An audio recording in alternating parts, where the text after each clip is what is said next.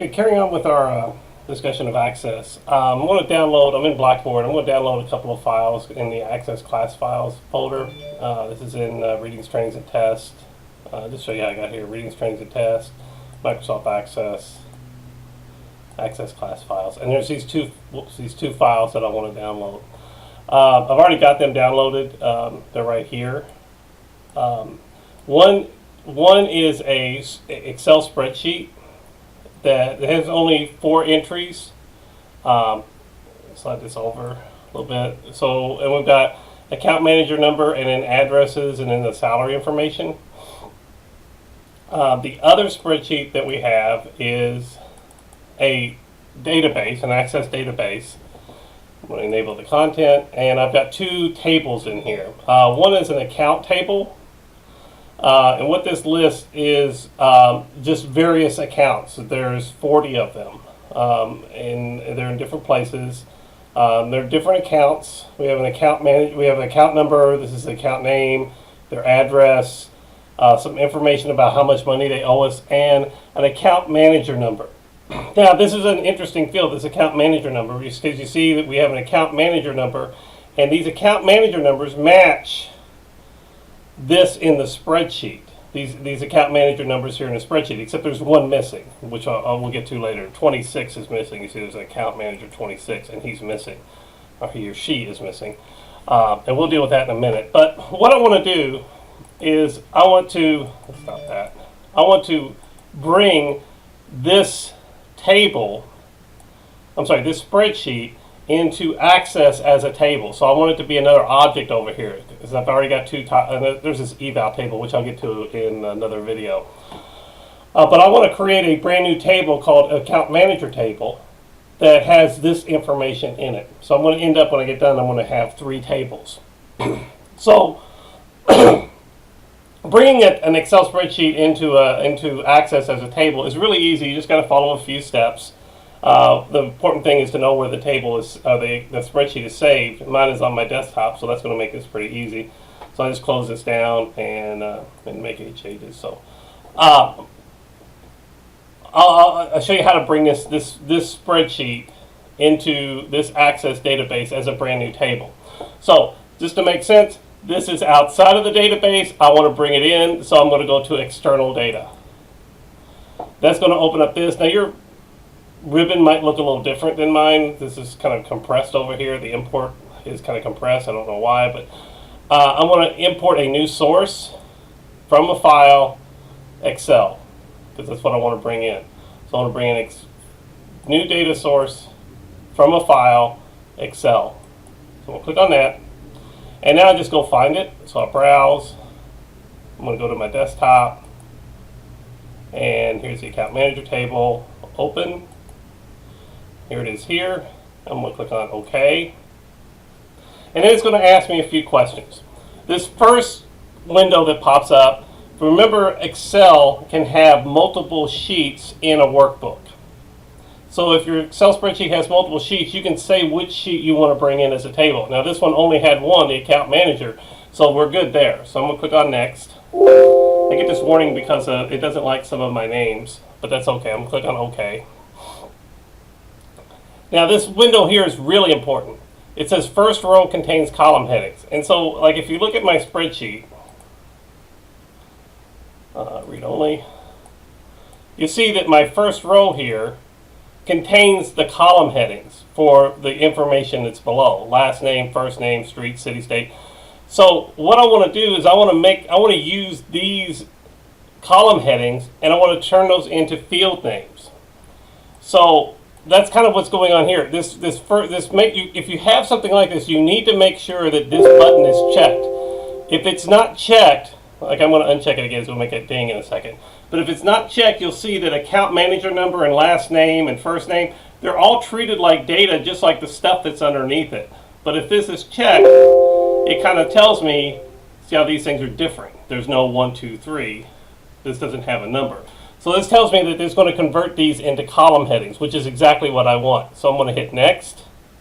If I wanted to change anything here, like just for the heck of it, I'm going to change salary.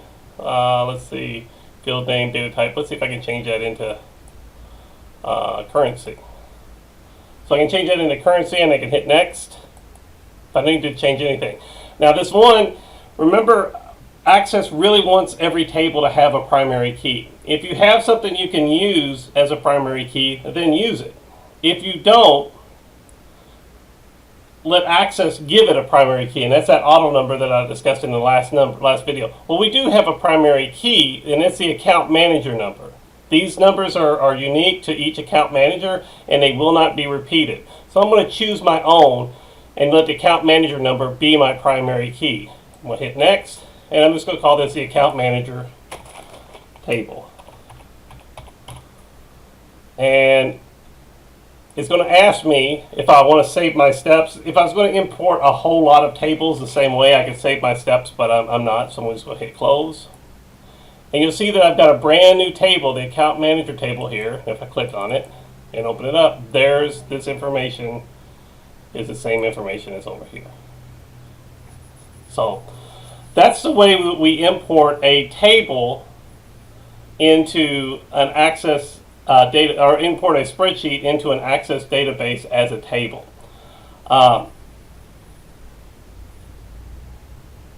The next thing I want to do is, remember I told you that there was an extra one.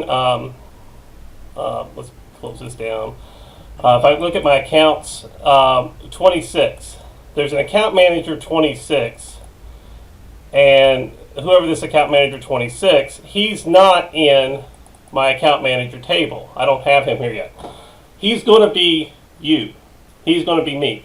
We're going to create a form, and we're going to enter information in that's going to make you or me an account manager. So we're just going to create a form just like we did the last time. So I'm going to create. I'm going to go to my form wizard, and I'm going to choose which table I want to be. And you'll see I got this drop down. Any table that I have can be a form. But I want my account manager table to be the form here. I'm going to click everything over because I'm going to need it all. I'm going to hit next. Columnar. So we're always going to use columnar. And we're going to call this the account manager form.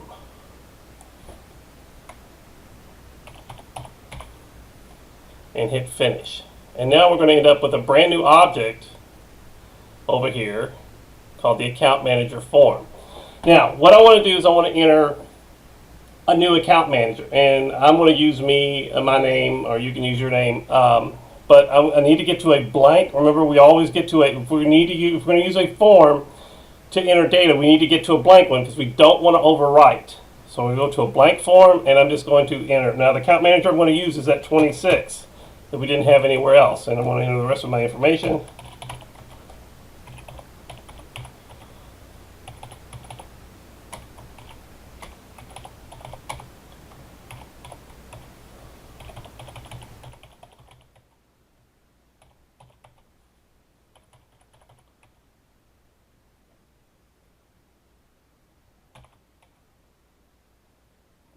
You also have a calendar here that I can use for a date. So I'm going to go back a few months. We'll say my start date was November 2018, November 5th, 2018.